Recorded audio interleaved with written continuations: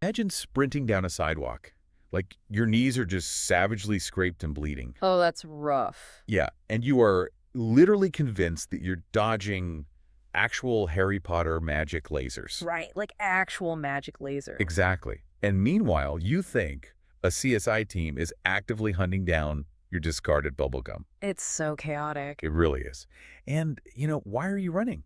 Because you found $19 in a trash can. Just $19. Yep. And your brain has completely, totally convinced you that you are public enemy number one. It's amazing. So today, to you, our listener, you handed us an absolute narrative fever dream to look A at. total fever dream. Right. A piece of writing that doesn't just, throw you into the deep end.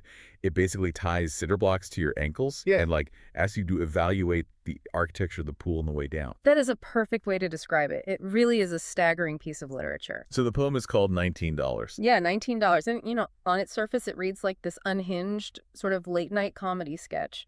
Definitely. But when you actually look at the mechanics of what the author is doing here, it's actually a really meticulous, claustrophobic study in paranoia. Claustrophobic is the perfect word for it. Right. It's this deep exploration of how the human brain can misinterpret completely neutral signals as these catastrophic threats. Yeah, making mountains out of molehills, basically. Exactly. And how guilt can essentially construct this invisible, impenetrable prison around a person. Which is wild to read. Yeah. And we actually have a very specific, highly customized mission from you, the listener, today. Yes, the merch mission. The merch mission, because you are launching a new YouTube channel, right? Right. You're building an empire. We love to see it. We do. And you need the absolute best, most meme-worthy, emotionally punchy lines from this poem. The really clever one. Yeah, the ones to slap on T-shirts or print on coffee mugs or, just using your video ads. You want the treasure from this deep dive. And there is a lot of treasure in this one. So much. So we are going to break down this chaotic story in strict chronological order. Which is super important. Right. And we'll decode the psychology of this totally panicked protagonist. And we'll actively curate, the top 10 to 15 bars, rhymes, and one-liners as we go. By the time we finish this, you will have a complete merchandising strategy pulled straight from the text. Which is going to be awesome. So you mentioned the chronological approach is essential here. It is, yeah. Rather than just jumping around to the funny quotes, we really have to track the escalation. To see how it builds up. Exactly. We have to see how a completely mundane, everyday situation just mathematically spirals into a psychological break. Because it really doesn't start with a crime. No, not at all. It doesn't start with police sirens or anything. It starts in, the most aggressively boring transitional space in modern society. Or a gas station. A gas station. The ultimate non-place. Nobody hangs out at the pump. Right. You just want to put the fuel in your car and leave. Exactly. But our narrator is standing there. And suddenly, their personal space is just violently breached. It's so jarring. Someone grabs him, gives him this big hug, pats him on the back, and whispers, wait. They say, hey, I heard what happened. Do you want to talk? Oh, by the way, how's your dad? Which immediately creates this massive cognitive dissonance for the reader. Yeah, because we have no idea what they're talking about. Right. The narrator is abruptly dragged into this deep, intimate conversation about a tragedy that they clearly don't fully comprehend themselves. Because zero warm-up. None. We were just shoved directly into the protagonist's disorientation. I look at this like it feels like a corrupted hard drive. Oh, that's a good analogy. Yeah. You know when your computer is crashing and suddenly random files from 2014 just start opening on your screen? Yes, just pure chaos. That is exactly what is happening in the narrator's brain. They literally state in the text, wait a second, what the hell is happening? They're completely lost. And then they try to access the memory of this supposed tragedy, and they just hit a brick wall. They say something went dead in them. Right. And then they deliver this incredibly sharp, aggressive bar. Yeah. They say, I know it has to do with my head. Yes. Like I've been hit like John Kennedy. Wow. Yeah. Because something upstairs hurts, but has also blurred all my memories. The linguistic choice there is just deliberately abrasive. Super edgy. Yet using the assassination of John F. Kennedy as a simile for a personal head injury and memory loss is, it's shocking. It really is. But it serves a distinct psychological function. I mean, hold on, though. Is it really a psychological function, or is the poet just trying to be as edgy as possible to grab our attention. Right. Because I'm just saying, hit like John Kennedy printed on a black streetwear hoodie is guaranteed to turn heads. Oh, definitely. It's a phenomenal, punchy aesthetic for merch. But I'm just not sure it's that deep. I think it's both, actually. Think about the cultural cachet of that specific historical event. It represents sudden, catastrophic trauma that fundamentally altered the trajectory of a narrative. Right. The nation's history. Exactly. So by equating their own head injury to that, the narrator is basically telling us that their brain hasn't just been bumped. Its entire operating system has been radically, violently reorganized. Oh, I see what you mean. And the author goes a step further to explain the neurobiology behind this blur. Right, because the narrator turns directly to the audience next. Yes, and confesses to a past of heavy drug addiction.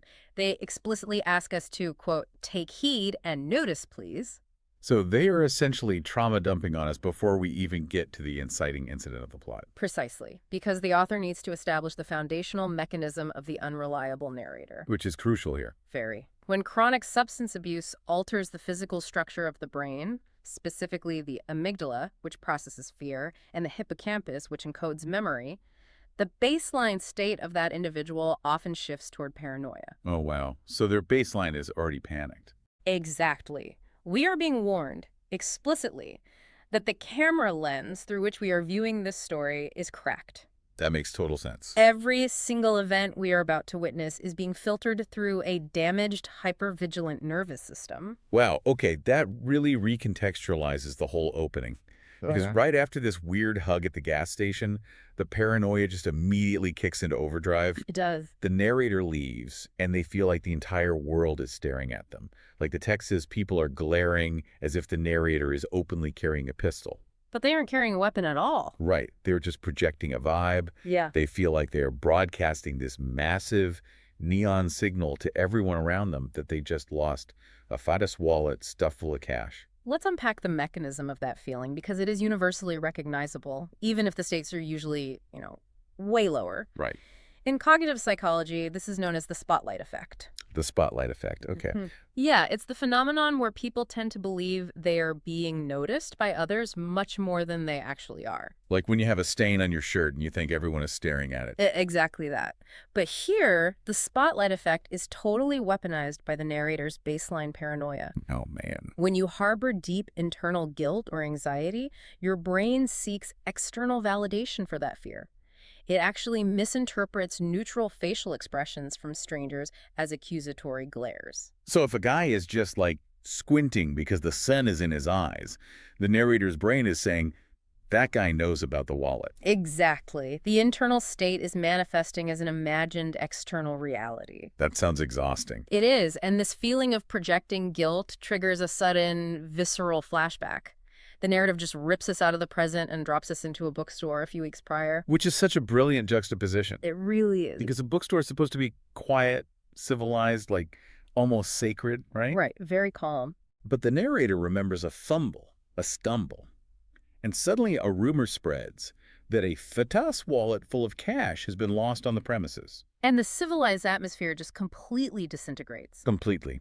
A loudspeaker system serves as a whistle, and suddenly the crowd turns into what the narrator sarcastically calls clairvoyance. That sarcasm is so crucial there. Because by calling them clairvoyance, the narrator is openly mocking the sudden performative helpfulness of the general public. Oh, I see.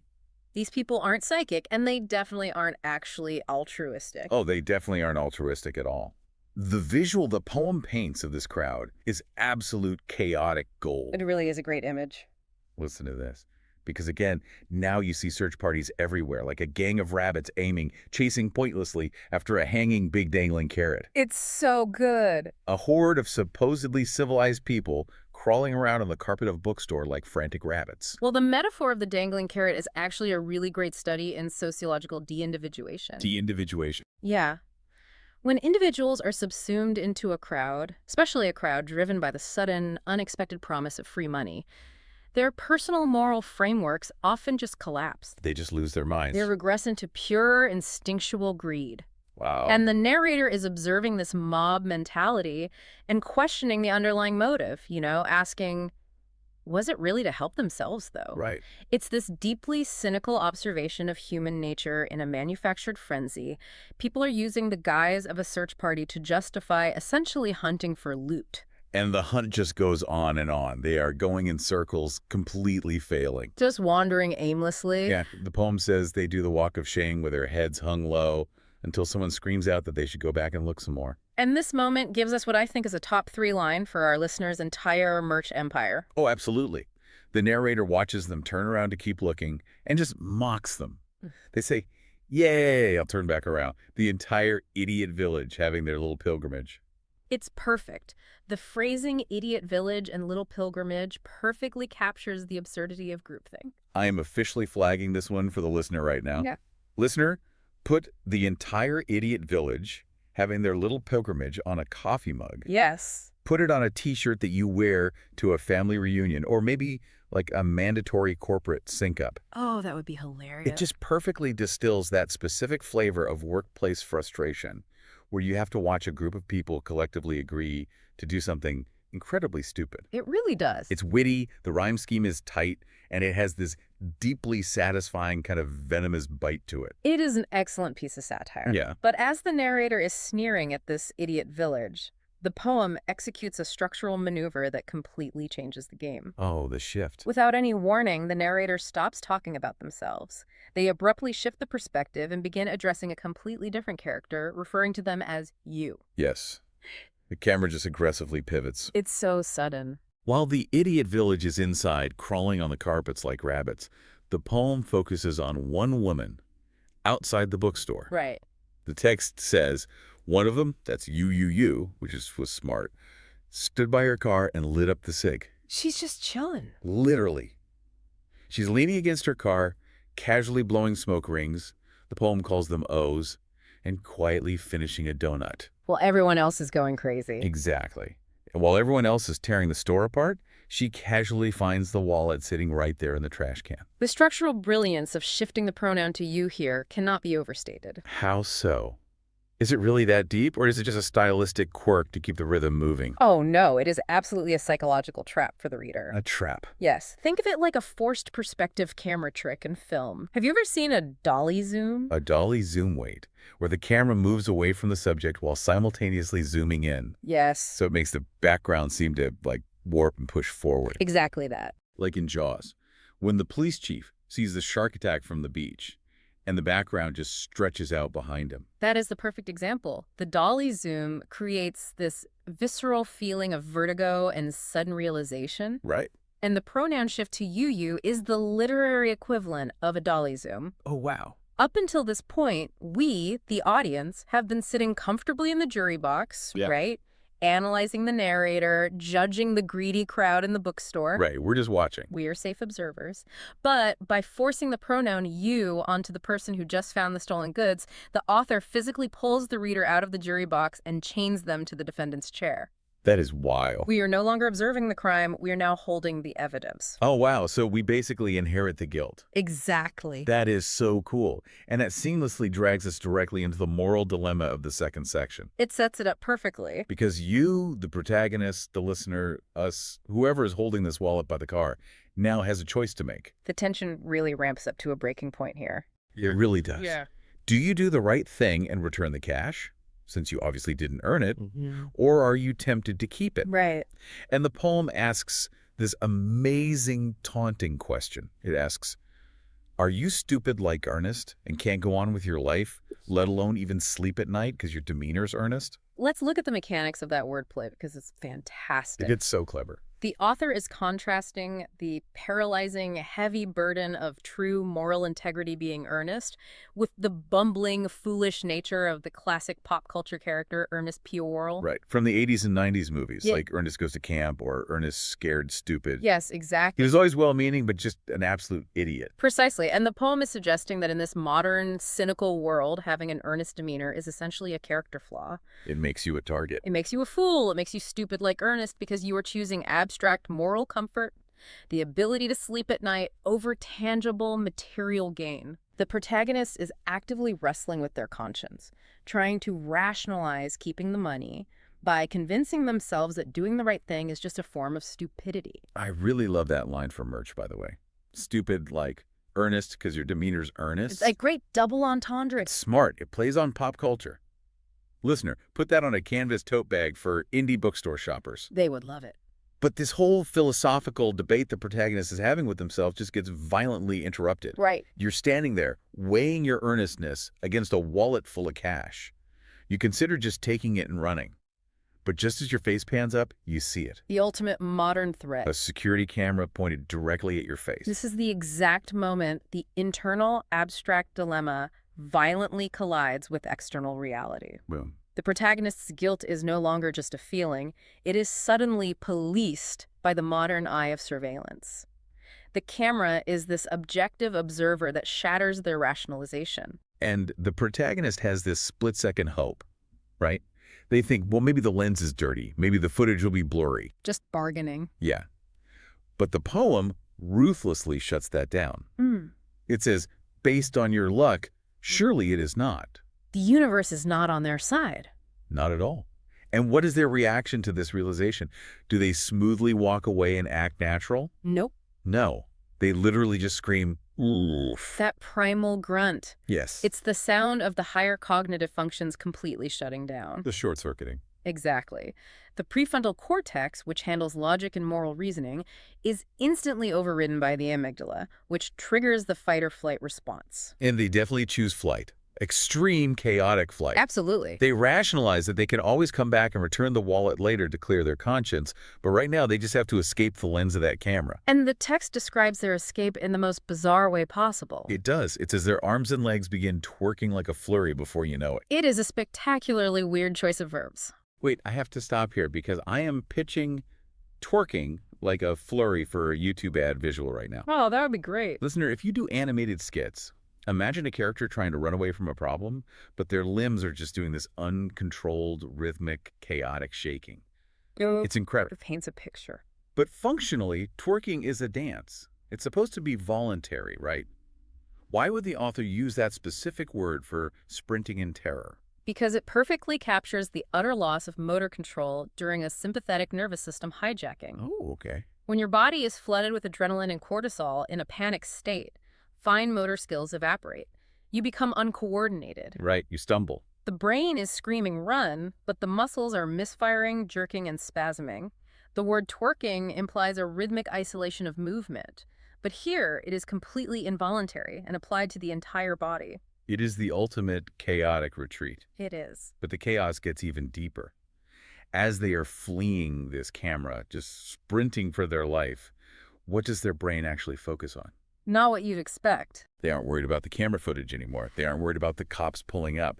They are actively obsessing over the chewing gum they were just spitting out. Yes, the gum. It's so funny. The narrator laments that they were nervously twirling this gum around their finger, which is a childhood habit. Right. And now, in the middle of a dead sprint, they are convinced that Mr. Detective will find that specific piece of discarded gum and use it to pull perfect fingerprints. I completely reject the protagonist's logic here. It makes no sense. It is beautifully, hilariously absurd. You are literally twerking, sprinting down a sidewalk with a stolen wallet, actively fleeing surveillance footage. And your biggest concern is that a highly funded CSI team is going to cordon off a trash can, dust a piece of chewed-up bubble gum for microscopic fingerprints, and run them through a database. It sounds absurd to us, definitely, but it actually perfectly illustrates the mechanism of hyperarousal. Yes, when the brain is overwhelmed by a massive, uncontrollable threat, like the unblinking eye of a security camera capturing a crime, it cannot process the totality of that danger. It's just too much. So it desperately fractures its focus. It latches onto a micro detail that feels somewhat tangible or controllable. Okay, that tracks. The gum becomes the fatal flaw in their master plan purely because it is a physical manifestation of their anxiety. The brain redirects the massive terror of the camera into a hyperfixation on the gum. So they are building a conspiracy theory against themselves in real time. Basically, yes. But this twerking sprint does not end well. Not at all. The protagonist looks down and realizes they have fallen hard. The flight response failed. They have skinned both knees, and the poem describes the injuries as savagely bleeding. Ouch. They ask themselves, what's happened to me? And the pain radiating into their skull is intense. They say it feels like their brain has been electrocuted by fucking lasers. Notice how abruptly the poem shifts gears here. Yeah, it's really sudden. We go from psychological panic and surveillance paranoia straight into brutal, immediate sensory trauma. Boom, hitting the pavement. And because the author took the time in Section 1 to establish that this narrator has a history of severe head injuries and memory blur, we know their brain is not equipped to process this new physical trauma normally. Well, they don't process it normally at all. They Right. completely detach. Right. They literally start hallucinating that they are inside a video game. It's wild. The text says they feel like they're playing Zap Zap, shooting fucking magic like Harry Potter. Zap, zap.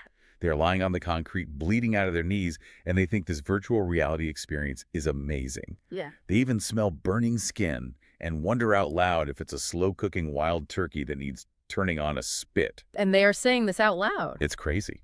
What you are identifying here is the brain's default mode network failing, which leads to profound dissociation. Dissociation, like an out-of-body experience. Exactly.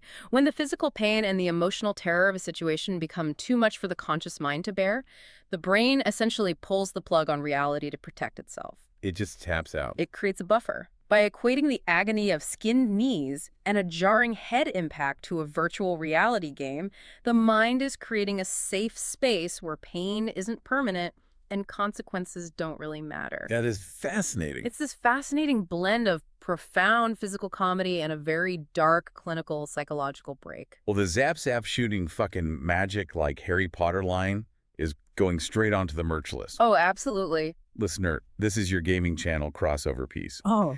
Put that text on an oversized mouse pad or a neon aesthetic hoodie.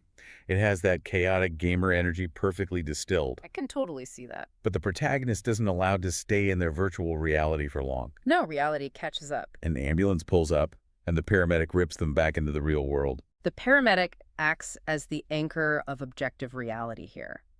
Up until now, we've only seen the world through the paranoid, hallucinating lens of the protagonist. Okay. The paramedic provides the external facts. And the external facts are deeply humiliating. Mhm. The driver leans out and says, "Damn, son, you sure as hell can run." Which is pretty funny. He tells the protagonist that people weren't chasing them. In fact, people were cheering them on, like Forrest Gump.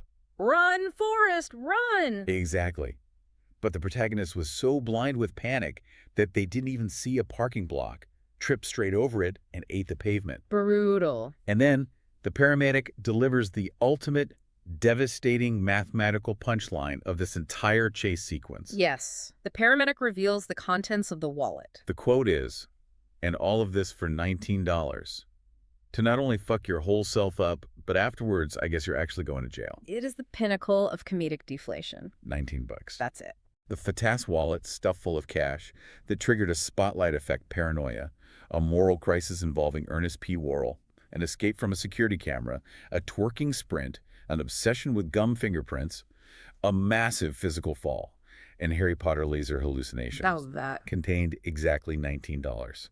Mathematically, the risk-to-reward ratio is just utterly absurd. It makes no sense. The stakes were almost entirely fabricated by the protagonist's guilt. The punishment they are about to endure, destroying their physical body and losing their personal freedom, is so wildly disproportionate to the actual crime that it transitions from a thriller into a tragedy of errors. Listener, and all of this for $19 is the ultimate deflation t-shirt. I would wear that. Right.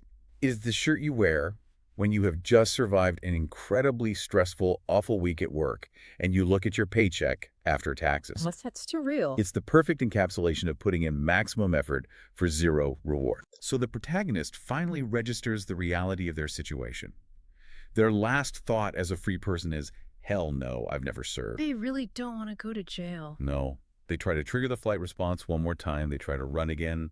But it's hard to blast off when you are, as the poem so enthusiastically points out in all caps, wearing fucking handcuffs. This represents the absolute nadir for the protagonist. What's that here? Yeah, the lowest possible point. They are physically injured, bleeding on the street, officially arrested, facing incarceration over a completely insignificant sum of money, and trapped in the back of a police transport van. Things are looking bleak. As a reader, the narrative tension is at its absolute peak here. We are bracing for the interrogation. We are bracing for the harsh legal fallout. And then the author takes that map of narrative expectations, sets it completely on fire, and throws us through a surreal 90-degree left turn to someone else's drama entirely. The structural audacity of this next section is genuinely breathtaking. It's so weird. You expect a gritty procedural, and instead you get an absurdist workplace comedy. Okay, so the protagonist is sitting in cuffs, bleeding in the back of the van. Suddenly, the police walkie-talkie beeps. Right. The arresting cop hits the button and asks dispatch for the 401 on our dead vandal. Which is a beautiful malapropism. Okay, I see what you're saying, but let's explain the joke for everyone. Yeah. He means 401, right? As in the slang for information. Like, give me the 411. Correct. But by saying 401, he is referencing a retirement savings account, a 401k. Oh, man. It is a subtle but immediate linguistic cue that the authority figure in charge of the protagonist's life is deeply incompetent. He's trying to sound cool and failing. He is trying to use cool cop jargon and failing miserably. What's the 401 on our dead vandal? Listener, put that on a shirt for the subtle comedy fans. Yeah, love it. So the cop on the other end of the radio is shocked the protagonist is even alive, let alone walking. But then the arresting cop driving the van just completely forgets about the bleeding suspect in the back. Just ignores them. He pivots instantly to his own problems. He starts complaining that he needs to stop for donuts because back at the precinct, the chief is going to go nuts without his coffee. Right. And why is the chief in a bad mood? Because he's been criticizing this cop's drawings. And this is where we fall entirely down the rabbit hole. The cop explains, over the radio, that the chief is holding a massive grudge against him. Why? Because one time, this specific cop spent $10,000 of department funds on a milk carton ad that just said, "Have you saw me?" Have you saw me? Not seen. Saw him. If we look at the mechanism of world building here, the poet achieves something remarkable in just a few lines. How so? We have abruptly left the gritty, paranoid, street-level perspective of the thief. We have zoomed out into the bureaucratic machinery of the police department, only to discover that it is completely unhinged. Totally broke. The Kafkaesque absurdity of spending $10,000 of taxpayer money on a grammatically incorrect missing person milk carton drawing is just staggering. It's like a glitch in a video game. Ex- Have you ever played an open world game where an NPC, like a non-playable character, just glitches out? Yes. You walk up to them to turn in a quest, and they just start trauma dumping their entire bizarre, unrelated backstory onto you. It is perfectly stated. That is exactly what this cop is doing to the protagonist. You are bleeding in handcuffs, terrified of prison, and the cop arresting you is just whining, "Yeah, my boss hates my art because I don't know grammar." It serves as this weird emotional breather for the reader, basically substituting physical chaos with workplace absurdity. Yeah, it breaks the tension. But it also reinforces a terrifying philosophical point, the total indifference of the universe. Oh, that's dark. The protagonist's entire life is falling apart. They are facing the ultimate crisis. Yet the authority figures holding the keys to their cage are entirely consumed by petty, insignificant office politics. They don't care about the guy in the back at all. No. It highlights how small and meaningless the protagonist's $19 crime truly is in the grand scheme of this absurd world. And the office politics are incredibly intricate. The cop keeps ranting over the radio while driving. He starts talking about a new hiresome guy the chief knew back in grade school, who got brought in specifically to plan a giant retirement party for the chief. Naturally. And the mandatory instructions for this party are insane. The staff is told to eat, drink, and decorate this empire here. Decorate this empire. And during the speeches, the staff receives a directive. Feel free if you must. Please don't hesitate to cry. That's probably the best way to let him know that you truly admire him. Mandatory weeping to stroke the ego of a toxic leader. Unbelievable. It is a biting, laser-focused satire of corporate culture transposed onto a police precinct. The demand for forced emotional labor crying on command to prove loyalty is the absolute hallmark of a narcissistic boss. Eat, drink, and decorate this empire here. Listener, if your YouTube channel touches on corporate satire, anti-work culture, or just making fun of terrible bosses, that line is a gold mine. It really is. It perfectly captures the delusion of middle management, viewing their small department as a literal empire. Yes. So the cop in the van admits he almost pulled the emergency hatch and quit over this toxic environment. He was convinced he was getting fired anyway. He thought the chief was going to push him out without even giving him a good reference. Right. And the other cop on the radio asked the obvious question. So wait, why did you think you were getting fired? all because he thinks you have too small of a dick. The sudden injection of deep vulgarity completely shatters any remaining illusion of professional decorum. I was dying laughing. But the punchline of this entire radio exchange is what absolutely broke me. It's so good. The cop driving the van replies, "Right, well said. But then again, Aishi only knows about all that because of me fucking begging his wife." It is an astonishing, whiplash-inducing escalation of workplace drama. The swagger.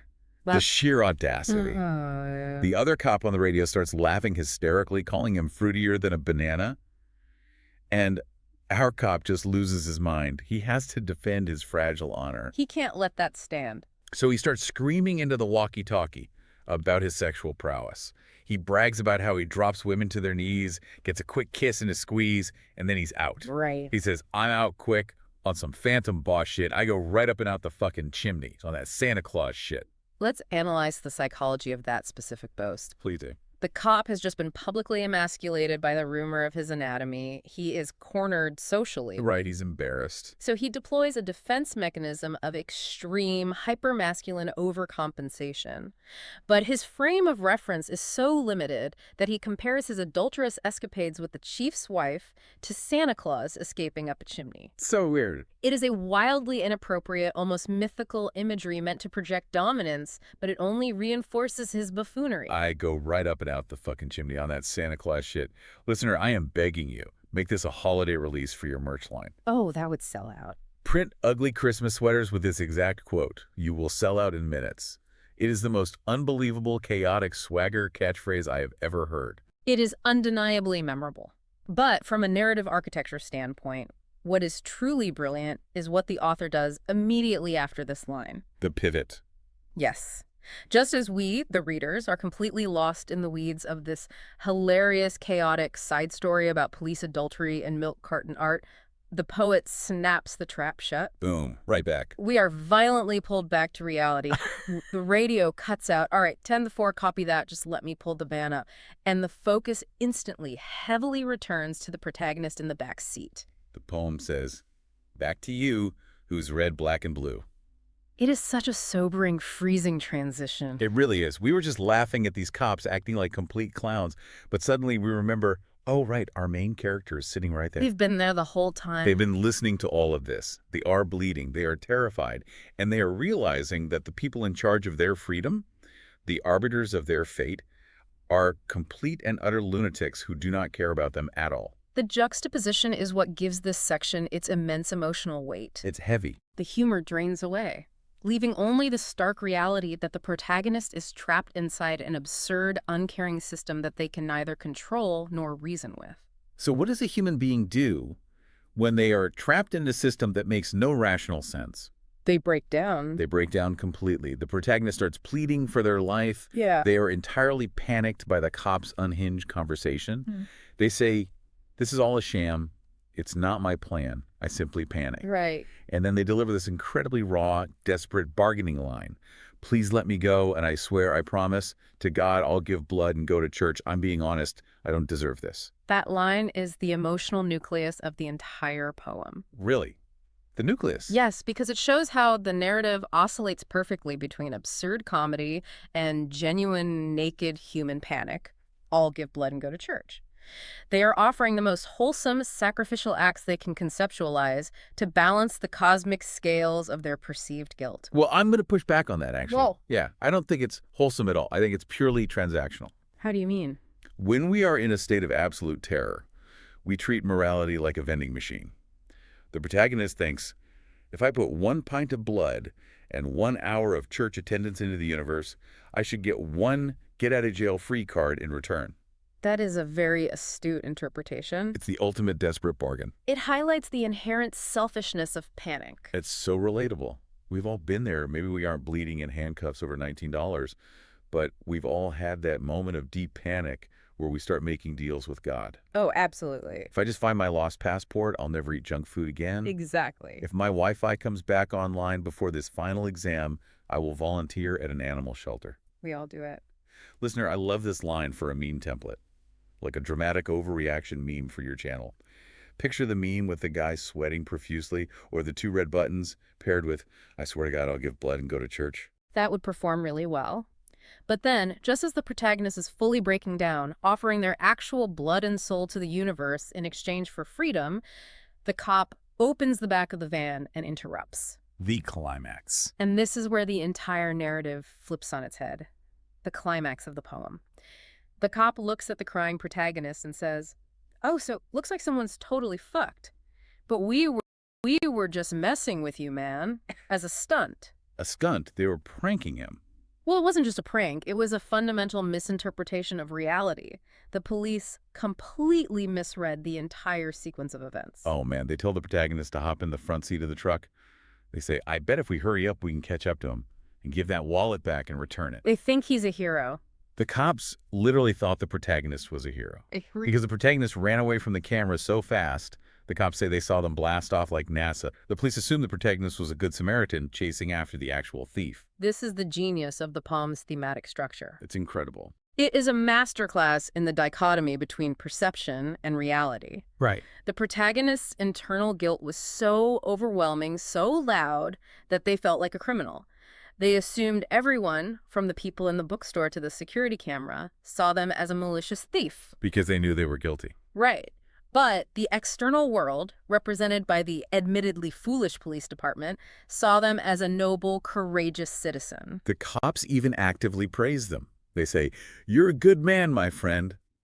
Chasing after him, I swear. With all these thieves and crooks in the world these days, you just don't see this kind of stuff. It is a hilarious, brutal commentary on how we project our own internal anxieties onto the external world. The protagonists literally tortured themselves. They skinned their knees, they hallucinated Harry Potter magic lasers, they prepared for a life in prison, all while the cops were planning to give them a community service award. It proves that the signal the narrator thought they were broadcasting way back at the gas station, the signal that they had stolen a FATAS wallet full of cash, was entirely a fabrication of their own mind. The world didn't see a guilty person. The world saw someone running very fast and, lacking context, assumed the best of their intentions. That's oddly uplifting. It is a profound realization about the invisible, impenetrable prisons we build for ourselves out of our own guilt and paranoia. The bars of the cell only exist in our own heads. It's incredible. And the cops even think the protagonist is just being a tough guy for refusing medical attention. Rough and tough, they call him. Rough and tough. But then, the poem delivers its final, perfect, circular joke. The narrative ties a neat little bow out of barbed wire. The ending is so good. The cops offer the protagonist a ride in the front seat to go catch the imaginary thief. But there is one physical reality they can't just wish away. The handcuffs. The handcuffs.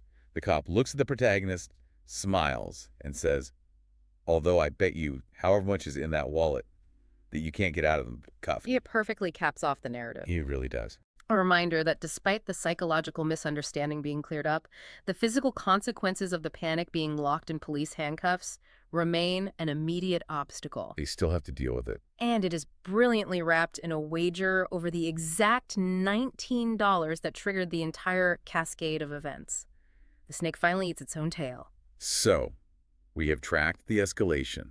We have explored the psychology of the spotlight effect, the fight-or-flight twerking, the video game dissociation, the toxic workplace malapropisms, and the ultimate irony of the invisible prison. We've covered a lot of ground. We understand how this wild machine works. Which brings us to the culmination of our mission. It is time to deliver exactly what our listener ordered. The definitive, curated list of the best bars, rhymes, and quotes for their merchandise and marketing empire. Yes. Listener, grab a notepad because we are organizing this list specifically for your YouTube ads and your apparel line. We have extracted the gold. We have. And we are categorizing these by the specific aesthetic and vibe they project. We're going to treat this like an ad agency pitch meeting. Let us begin with the foundation. Okay, hit me. First on the list is what we have categorized as the relatable confusion line. Wait a second, what the hell is happening? I love that one. It is simple, it is direct, it is arguably the thesis statement for the modern era of information overload. Absolutely. The aesthetic for this one should be minimalist. Put that text in a clean sans serif font on a simple, unstructured dad hat. People will buy it in droves because it applies to literally everything: reading the news, attending a Zoom meeting, checking your bank account. Next, we move to the edgy, vivid bars. This is a two-parter pulled from the trauma dumping intro. Like, I've been hit like John Kennedy. Because something upstairs hurts, but has also blurred all my memories. So edgy. This is specifically tailored for a streetwear aesthetic. Yes, this needs to be on a heavyweight, oversized black hoodie. The imagery is dark, visceral, and historically jarring. It's for an audience that appreciates abrasive, shock value art. But if you want to pivot to a more corporate, satirical audience, we have the workplace frustration quote. Yay! I'll turn back around the entire idiot village having their little pilgrimage. We talked about this earlier, but the meter is perfect. It is. The rhyme is incredibly sharp, and the sentiment is universally understood by anyone who has ever attended a pointless, mandatory corporate retreat or a circular team meeting. I want this on a bumper sticker. I want it on a coffee mug that you aggressively sip from while someone is presenting a PowerPoint. That would be perfect. Okay, moving into the clever wordplay category. Stupid like earnest and can't go on with your life, let alone even sleep at night because your demeanor's earnest. So smart. This one's for the pop culture nerds and the literature majors. It's smart. It contrasts high morality with low-brow 90s comedy. Put that on a canvas coat bag. For your YouTube video marketing, specifically for pre-roll ads where you only have 3 seconds to stop a viewer from skipping, you need strong visual hooks. Right. We have isolated the hilarious visual ad line. Begin twerking like a flurry before you know it. Yes. If you cannot animate or film a 5-second sketch around someone's limbs, involuntarily shaking in a panic to grab attention, you are missing a massive opportunity. It represents pure, algorithm-friendly kinetic energy. Speaking of algorithm gold, let's talk about the geeky meme. Zap zap shooting fucking magic like Harry Potter. Zap zap. This is your gaming channel crossover merch. The aesthetic here should be retro, 8-bit, neon colors. Put it on an oversized light-up desk mat or a gaming mouse pad. It perfectly captures that manic energy of dissociating into a game. For a more cynical demographic, we have the ultimate deflation t-shirt, and all of this for $19. So good. This is the ultimate expression of the sunk cost fallacy. It is the shirt you wear to do your taxes or to wait in line at the DMV. It's a badge of honor for surviving an awful experience and receiving absolutely no reward. The text also gives us some brilliant, isolated comedic quotes that work beautifully out of context. The malapropism. What's the 401 on our dead vandal? This is a fantastic, subtle joke for those paying attention. It's for the folks who love language errors. And then the surreal comedy bar. All because that one time I wrote, "Have you saw me," and spent $10,000 on a milk carton ad. It's just so absurd. I can literally see this as a 4-panel comic strip printed on the back of a vintage wash t-shirt. It has a very specific, absurd, Adult Swim sketch comedy energy to it. We cannot forget the critique of toxic leadership, the office satire. Quote, "Eat, drink, and decorate this empire here, and you can bet you're behind with the corny speeches underway." So corporate. This targets the disgruntled employee demographic. It is a mockery of forced corporate culture. Now, honestly, out of everything we've read, nothing beats the unbelievable swagger catchphrase. I go right up and out the fucking chimney on that Santa Claus shit. It's iconic. Listener, I am telling you, if you make a line of ugly Christmas sweaters with this quote printed across the chest, it'll be the centerpiece of your merch empire. It is pure, unadulterated, unjustifiable confidence. We must also acknowledge the emotional weight of the piece, which provides excellent material for digital engagement. The dramatic overreaction meme. I swear, I promise to God, I'll give blood and go to church. I'm being honest, I don't deserve this. The desperation. This demonstrates how the poem oscillates perfectly between absurd humor and genuine human panic.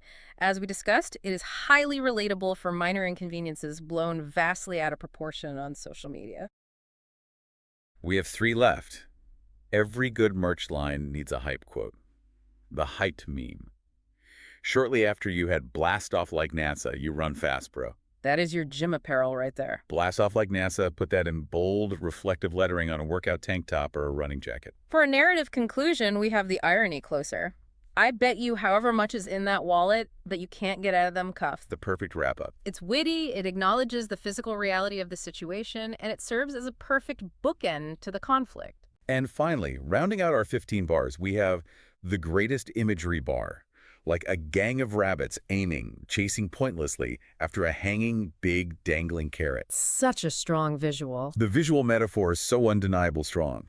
You could hire an independent artist to draw those frantic rabbits chasing a carrot on a string, and it would be the coolest, most highly sought-after indie art shirt on the market. It truly is a remarkable collection of phrases. The text manages to be deeply psychological, exploring the very limits of human paranoia while maintaining a relentless, almost musical comedic tempo that never drops a beat. I'm so glad we got to tear this apart. It has absolutely everything. Kinetic action, psychological panic, terrible bureaucratic police work, and profound existential dread, all wrapped up tightly in a $19 package. If we synthesize this entire chronological journey, $19 operates as a masterclass in what we might term rat race poetry. Rat race poetry, I like that. It demonstrates, with brutal efficiency, how a completely mundane moment, picking up a lost wallet from a trash can, mathematically spiral into a high-stakes, surreal, psychological thriller. Just out of control. And the profound takeaway is that the driving force of this thriller isn't an external villain. It isn't a detective or a mastermind. It is our own internal guilt. Oh. The protagonist is their own worst enemy, constructing a massive, invisible prison of paranoia that is entirely divorced from the reality of how the world actually views them. Which brings us back to that idea we started with. You jump into a story expecting a neat map. You think you're watching a gritty procedural about a thief on the run from the law, dodging cameras and cops. But you aren't. But by the end, you realize the map was an illusion. You've actually been watching a highly detailed, intimately claustrophobic documentary about the inside of a terrified, guilty person's mind. Exactly. And that leaves us with a final provocative thought for you, our listener, to mull over as you design your merch and build your YouTube channel. Something to think about. The next time you find yourself panicking over a minor mistake, overthinking a social interaction at the office, or mentally sprinting away from a metaphorical security camera, ask yourself, are you actually caught? Right. Or are you just projecting a Fatas wallet full of cash to the world? Are you actually the villain the universe is hunting down? Or is the world just looking at you, lacking all context, cheering you on like Forrest Gump? It's a great question. Thank you so much for assigning us this incredible, hilarious, and deeply layered material. We had an absolute blast unpacking the psychology and the poetry of it. It was a pleasure. Best of luck with the YouTube channel, the t-shirts, and the merch empire. Keep diving deep, and we'll see you next time.